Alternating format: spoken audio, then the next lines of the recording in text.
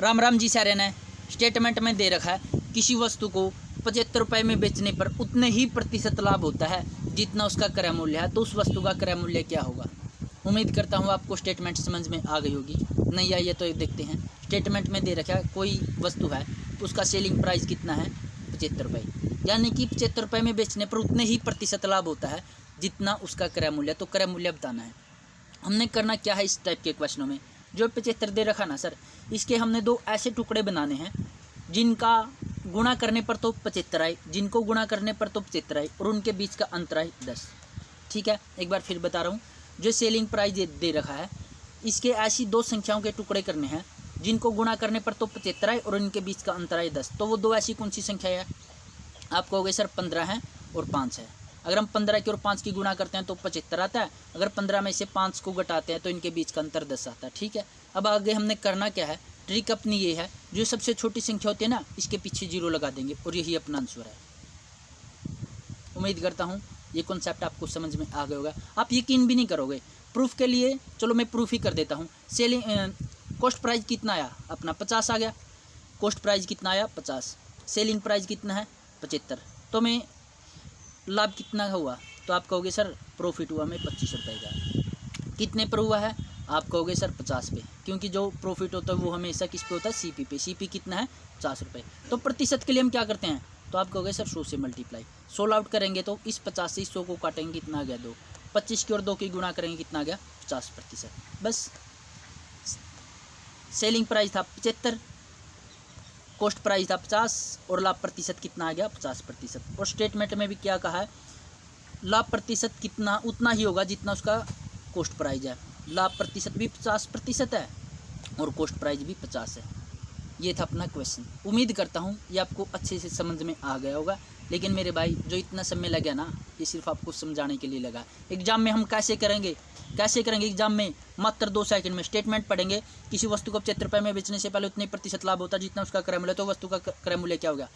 हमें पता है सेलिंग प्राइस कितना 75, इसके 2 टुकड़े करने हैं जिनको गुणा करने पर 75 है। तो कौन से 15 और 5, इनके बीच का अंतर देखना, 10 आना चाहिए। 10 अंतर है तो सबसे छोटी संख्या ना, इसके पीछे जीरो लगा देंगे, यही अपना आंसर है।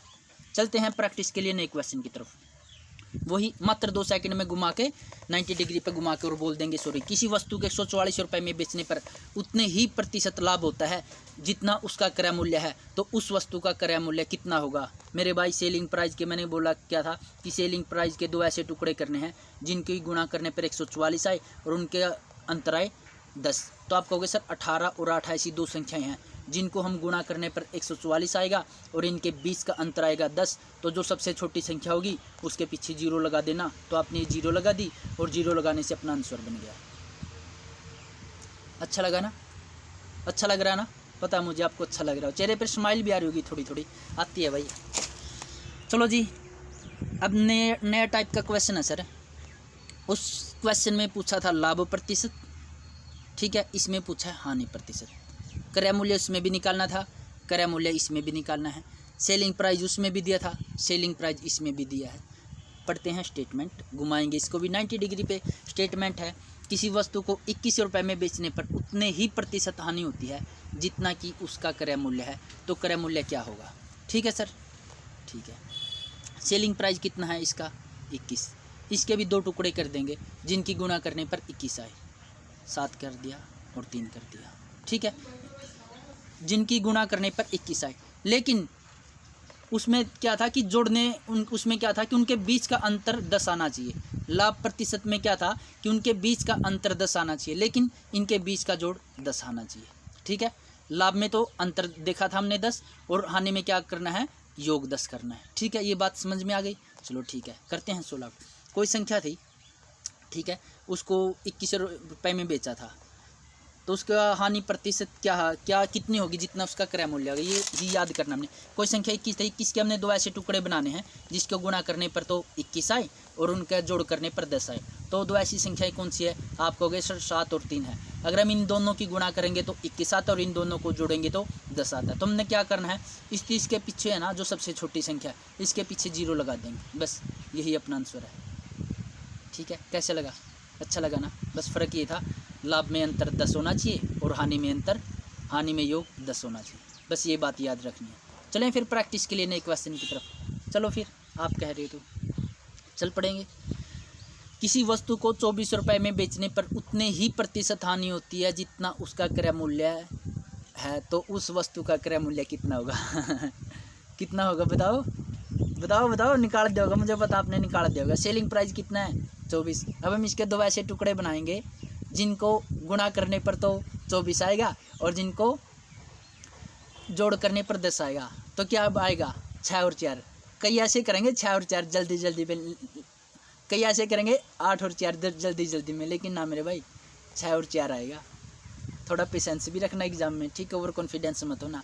6 और 4 आएगा, कहीं 8 और 4 कर दो। मैंने भी एक बार 8 4 किया था, ठीक है। जो मेरे से गलती हुई मैं बता ही देता हूँ ताकि वो गलती आप ना करो सर, ठीक है। इन दोनों का जोड़ कितना आ गया? 10। इनकी मल्टीप्लाई कितनी होगी? 24। सबसे छोटी संख्या कौन सी है? 4। तो यही अपना आंसर है। अच्छा लग रहा है ना? चलो ठीक है दोस्तों, एग्ज़ाम से पहले अपना टारगेट है कि हम इस टाइप की ट्रिक के 1000 क्वेश्चन कर लें, ठीक है। इस टाइप की ट्रिक के हम कितने कर लें? 1000 क्वेश्चन। देखो अपना काम कोशिश करना है, एग्ज़ाम में कितने क्वेश्चन आएंगे वो ऊपर वाले के हाथ में। लेकिन मैं आपको बता दूं, जो हम ये 1000 क्वेश्चन करेंगे ना सर, ये जो पिछले एग्ज़ाम हुए उसी के पैटर्न के आधार पर तैयारी करेंगे। अगर आपने प्लेलिस्ट में नहीं जाके देखा है तो कम से कम 100 से या 150 क्वेश्चन हमने करवा दी है। प्लेलिस्ट में जाकर आप वो क्वेश्चन देख सकते हो। उसके साथ साथ अपना टारगेट है जीएस में 50 में से 50 नंबर लेने का, उनकी आप तैयारी कर सकते हो। ये भी वही 50 नंबर की तैयारी कराई है। अगर पिछले पैटर्न के आधार पर एग्ज़ाम बनता है तो मैं गारंटी के साथ कह सकता हूँ एक भी क्वेश्चन बाहर से नहीं आएगा। बाकी ऊपर वाले के हाथ में। Thanks for watching. जय हिंद दोस्तों।